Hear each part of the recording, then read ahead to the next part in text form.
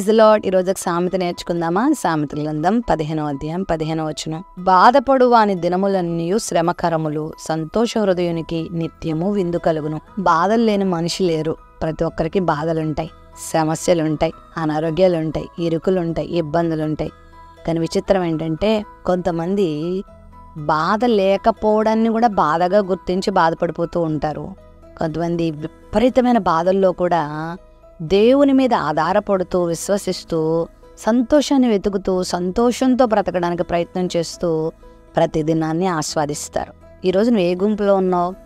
ప్రతి ఒక్కరికి బాధ ఉందని గుర్తించి నాకొక్కదానికే బాధలా, నాకొక్కడికే బాధలా అని నువ్వు బాధపడొద్దు.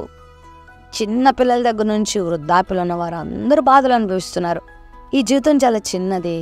ఈ జీవితంలో ప్రతి బాధను దేవుని మీద వేసి ఆ బాధలో కూడా సంతోషాన్ని వెతుకుతూ, ఆనందాన్ని వెతుకుతూ, ఇతరులకు నువ్వు ఎలా ఉపయోగపడగలవో చూస్తూ, దేవునికి ఎలా మహిమ తీసుకురాగలవో నువ్వు గమనిస్తూ ముందు సాగిపోతే ప్రతిరోజు నువ్వు విందారగించినట్టే, ప్రతిరోజు సంతోషాన్ని అనుభవించినట్టే, ప్రతిరోజు నువ్వు ఆస్వాదించినట్టే.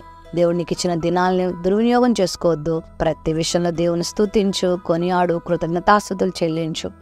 ఇతరులు నిందిస్తున్నా, ఇతరులు నిన్ను బాధిస్తున్నా, ఇతరులు నిన్ను అబద్ధముల చేత చెడ్డ మాటలు పలుకుతూ నిన్ను గాయపడుతున్నా కృంగిపోకు. దేవుని మీద పెట్టు, దేవునికి అప్పగించు. దేవుడు చూసుకుంటాడు. ప్రతిరోజు దేవుని బట్టి ఆనందించినప్పుడు ప్రతిరోజు నీకు పండుగే.